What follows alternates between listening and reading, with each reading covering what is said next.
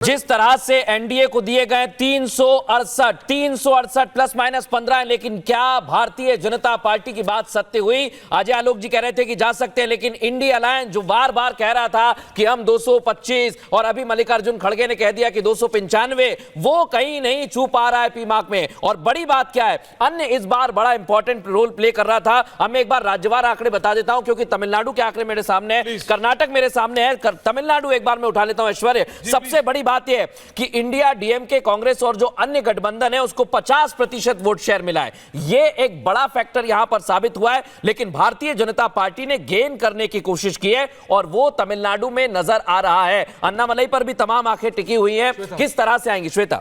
और उत्तर प्रदेश में अगर आप देखें तो उत्तर प्रदेश में इस बार भी सीटें बढ़ रही है। पिछली बार 63 थी तो इस बार 69 सीटें मिल रही है। लेकिन जो लोग कहते हैं इसमें यानी कि 6 का इजाफा भी हो सकता है। अगर वो हुआ तो 75 तक चली जाएंगे। और मध्य प्रदेश में अगर देखें तो बीजेपी को 29 मिल रही है, वेस्ट बंगाल में 22 मिल रही है, बिहार में बीजेपी को 37, जिसमें 3 एड ऑन भी हो सकते हैं, प्लस माइनस भी हो सकता है। तमिलनाडु में एक अच्छा होल्ड यहाँ नजर आ रहा है। तो मध्य प्रदेश में 28 सीटें फिलहाल मिल रही है एग्जिट पोल में, जिसमें 3 सीटें भी सकती है। तमिलनाडु में बीजेपी 3 सीट तक जीत सकती है। तमिलनाडु में बीजेपी, तमिलनाडु, केरला, यहाँ तो बोलते थे दूर दूर से बीजेपी का कोई वास्ता नहीं। यहाँ पे एक छोटा सा बताइए ना जी। देखिए, जो सीटें बीजेपी की बढ़ रही हैं वो साउदर्न स्टेट से और ईस्टर्न स्टेट से ही बढ़ रही हैं। मेरे को लगता है उड़ीसा, बंगाल, तेलंगाना यहाँ से ज्यादा है। आंध्रा, बिल्कुल सही कहा, आंध्रा, केरला, ये आपका तेलंगाना, तमिलनाडु, ये सीटें बढ़नी है। 2014 में कन्याकुमारी में बीजेपी जीती थी, 2014 के इलेक्शन में जी, है ना।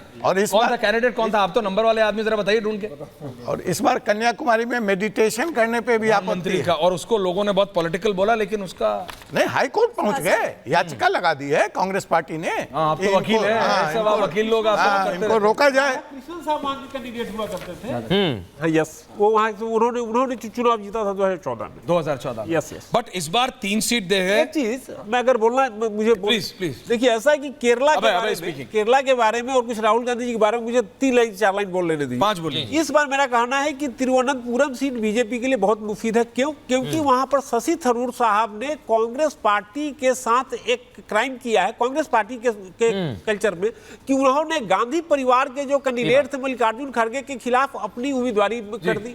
अब इसका असर ये हुआ कि कांग्रेस पार्टी का एक सेक्शन है, एक सेक्शन उनके खिलाफ इसलिए वोट किया है क्योंकि उन्होंने, अगर उनको लग रहा है कि अगर शशि थरूर जीत करके चले गए तो इस इलेक्शन में, इस टेन्योर में राहुल गांधी और उस परिवार के लिए करेंगे, दिक्कत करेंगे।